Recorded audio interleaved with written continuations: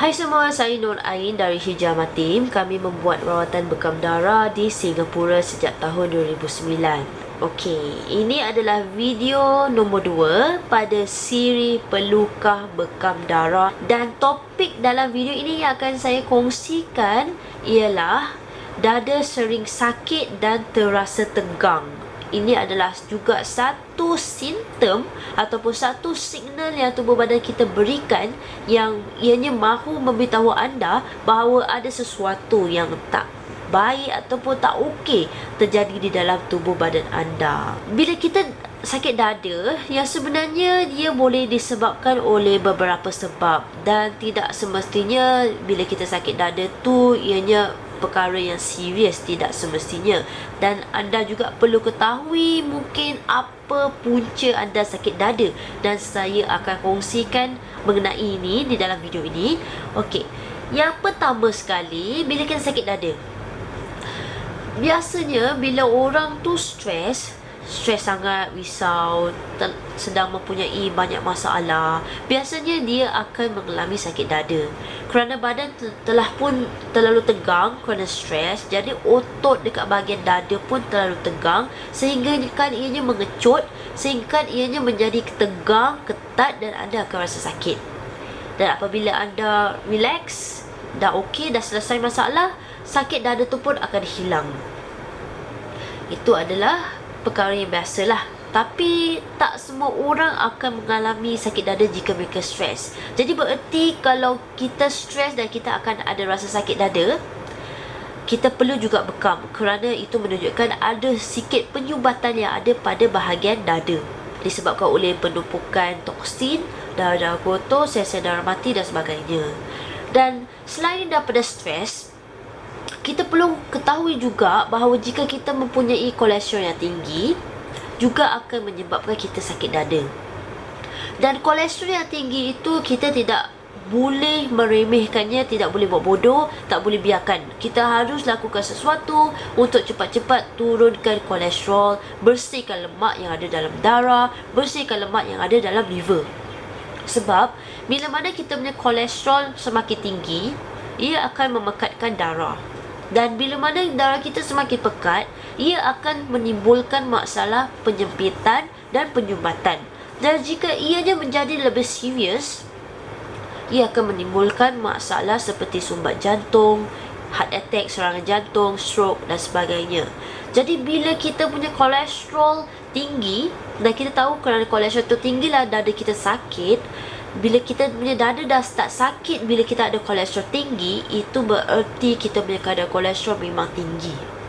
Sebab jika kita punya kolesterol tak begitu tinggi, kita biasanya tak akan ada sakit dada. Hanya bila kita punya kolesterol terlalu tinggi saja, baru kita akan mula rasa sakit dada. Dan juga ada lain-lain tempat yang kita akan rasa tegang, seperti sakit tegang di leher, tegang di bahu, kadang-kadang sebab-sebab tangan. Ini semua ada sangkutan dengan kolesterol yang tinggi, dan ianya telah pun menyebabkan darah tu terlalu pekat, dan ada juga terjadinya penyumbatan. Dan jika anda tak lakukan sesuatu, ia boleh menyebabkan sakit jantung dan sebagainya. Kita harap hal-hal yang begini dapatlah kita detect secara awal dan cepat-cepat atasinya, supaya penyakit ataupun masalah kesihatan yang serius dapat dielakkan, insya-Allah.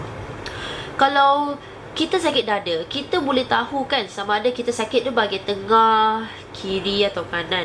Biasanya kalau kita sakit dada tengah dan pergi ke kiri, itu ada sangkutan dengan kolesterol tinggi dan penyakit jantung. Penyakit jantung yang saya cakap ini tidaklah bererti anda boleh kena serangan jantung itu jam juga ataupun beberapa hari kemudian anda boleh kena sakit jantung. Tidak, tak semestinya. Tapi bila mana anda sakitnya di sini, terdapat ada sikit penyumbatan ataupun penyempitan pada bahagian jantung, dan ianya boleh cepat-cepat dilakukan sesuatu supaya dapat dielakkan daripada terkena serangan jantung pada masa akan datang. Jika anda mempunyai sakit dada sebelah kiri, anda tak pasti sama ada anda ada sakit jantung atau tidak, kolesterol tinggi atau tidak, sebaiknya anda pergilah ke doktor untuk cek darah anda, untuk cek anda punya kolesterol, good and bad kolesterol, triglyceride dan sebagainya. Lemak dalam darah tu harus diketahui sama ada dia tinggi atau tidak, supaya kita tahu sama ada kita boleh terkena serangan jantung atau tidak. Sebab penyakit jantung tu biasanya dia berasal daripada kolesterol yang tinggi. Dan bila mana kita sakit dada di bahagian tengah, biasanya bila kita stres, ianya akan tangkap di bahagian tengah. Dan bila mana kita sakit dada di bahagian tengah dan kanan, biasanya itu ada kaitan dengan angin, iaitu kita punya suhu dalam badan tu terlalu sejuk, disebabkan oleh banyak terdedah kepada persekitaran yang sejuk seperti aircon, mandi malam, minum air batu, minum air sejuk, air es bong, atau apa-apa yang bikin kita punya badan sejuk. Dan sejuk itulah yang menyebabkan badan kita banyak angin, dan itu akan dan boleh menyebabkan kita sakit dada, tengah dan ke kanan. Jadi ini adalah tip-tip yang ringkas yang saya kongsikan kepada anda untuk ketahui apa mungkin punca masalah sakit dada anda itu. Jika anda tak pasti, silalah cek dengan doktor anda. Sakit dada ni bukan satu perkara yang remeh, sebab banyak hal pernah terjadi, orang tu sakit dada dan rebah dan meninggal, dan doktor sahkan dia kena sakit jantung.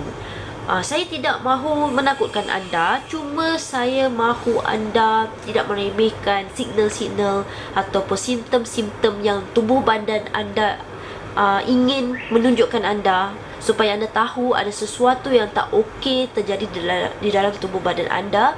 Dan semoga dengan dapat membuat early detection dapat mengelakkan anda daripada terkena penyakit yang serius. Saya harap video ini sangat bermanfaat untuk anda. Jika anda ada sesuatu yang tak faham ataupun memerlukan lebih banyak lagi, lebih penerangan yang secara mendalam lagi mengenai apapun, silakan post soalan anda di bawah video ini.